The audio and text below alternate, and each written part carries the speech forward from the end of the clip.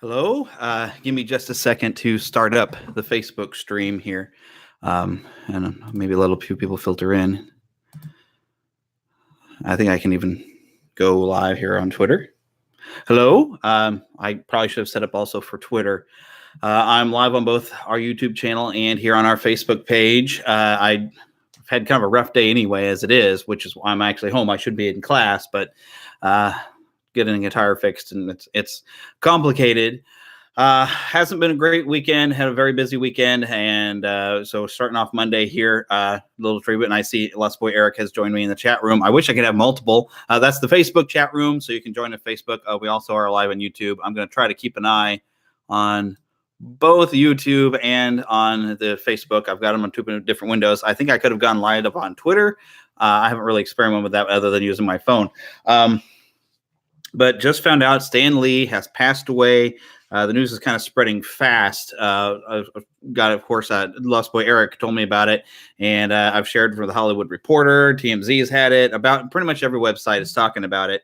And I've even went through and dug up to share how I first remember hearing of Stan Lee, other than like I remember watching Spider-Man and His Amazing Friends. He'd occasionally have an episode where he'd be at the opening of the show and he's like, "This is Stan Lee of Marvel Comics. And, oh, you're about to have this great fun adventure and this great story to tell." And so we started episodes, and even the one pilot episode of Pride of the X-Men even has some, "Oh, this is Stan Lee warning you to look out. You never know who may be a mutant." And so, I mean, that was some familiarity that I had gained. But I remember the earliest times that I heard the name of Stan Lee, and I've got a reprint here of the first Spider-Man issue. Well, the Amazing Fantasy here is what this is a reprint of. It's Spider-Man Classics. This I got, back when comics were $1.25. Let's see, this was reprinted back in 1993. But at that time, where we heard of Stan Lee most of is, let me see if I can get this to show, the hell section in every comic, Stan's Soapbox. And so we would see this every issue, and he would always have something to say, and he'd be excited. There was a lot of movie things he was starting to negotiate in even the 90s. I mean, my goodness, this having Disney jump in and buying the company, and with all the films they've made, it really must have been the fulfillment of a dream that Stan had for all of these characters.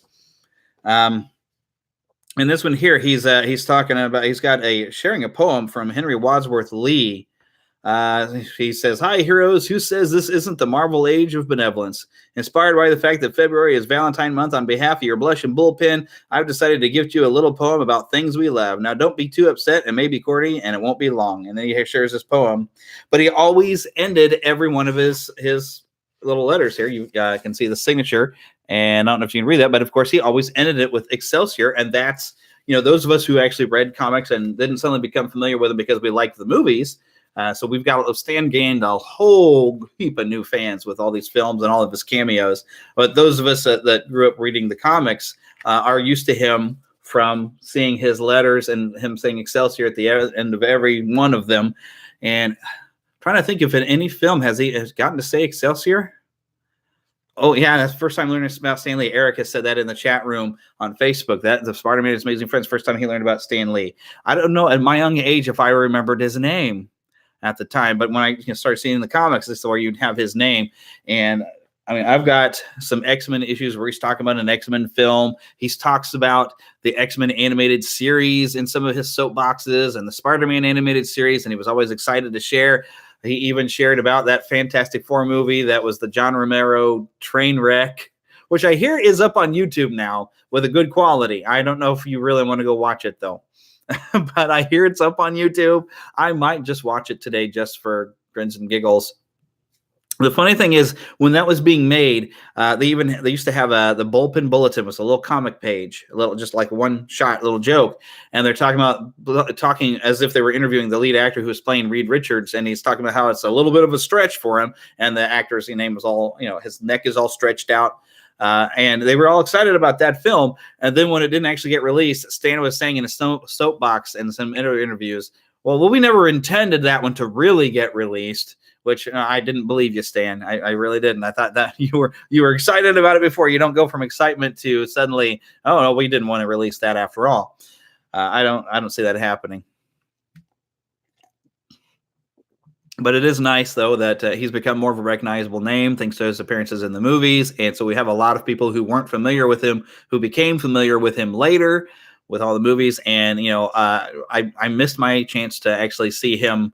Well, I mean, I did. I made ice with him. He came to Planet Comic-Con, and the line was ridiculous, and I was busy doing a lot of things, and so I didn't get in to his panel, and I regret that. But I was busy, and I didn't think that I'd get in. And I did manage to, I think, conduct some interviews at the Planet Comic-Con when he was there. But I did, before I went, I did see him with my eyes. There was a huge line to get autographs, and I know some people that managed to get photos with him. I didn't manage any of that. I guess now I never will. But I did get to lay eyes on him, so I'll call that something. But he was probably, I've been kind of expecting he was, not long for it, because sometimes after your wife dies, I'll get to that thought here in a little bit. But sometimes after your wife dies, a lot of people, when you spend that much of your life, him and Joan were together so long. And when she died, I thought, well, part of him is going to have just kind of died with her. And I expected he might slowly decline after that. So now I haven't seen what he died of. It's, probably just the fact that he was 95. I really kind of hoped he was going to make it to 100. But, I guess it's heartbreaking, but I guess we can't say we're completely shocked. I mean, he was getting on in years. Anytime that he was ill, we kind of panicked, sort of like John Williams when he checks into a hospital and he's a little sick. And I tried on panic because I'm like, well, let's hear what's going on first before we start freaking out.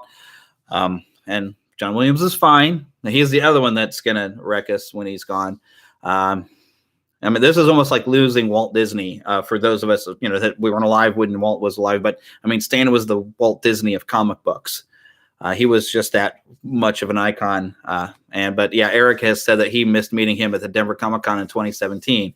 I can't remember what year it was that I missed. I think it might have been 2016. I know Philip got to go to his panel, but I saw the line going out the door and way down the hall, and I thought, there's no way I'm going to be able to get in. And turns out there was actually a few seats left in there, so I probably could have made it, but I didn't think I would. I figured, well, maybe I'll be able to see him out in his booth, and then there was a ridiculous autograph line, so...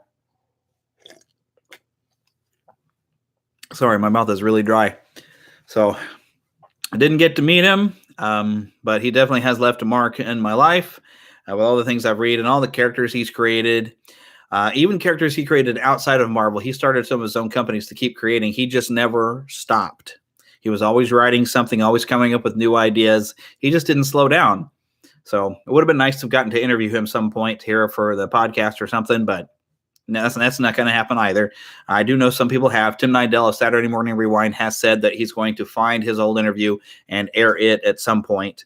So everybody's going to be pulling out anything they have at this point. So, he's definitely had an impact on us and on me. And I don't see any other comments than the couple from Eric. But I'm going to end up just rambling. We'll probably have a tribute episode this coming week. Going to slightly change our plans. I still have to do Mickey's 90th birthday. But as far as like our major content, I think this will be what we talk about, and we'll be a bit more collected than what I have been. I just wanted to hop on real quick and say something. So I'm going to hop off the Facebook Live and the YouTube, and we'll see you on the flip side. So that is ended, and now YouTube end stream. Bye. Yes, we want to end the stream.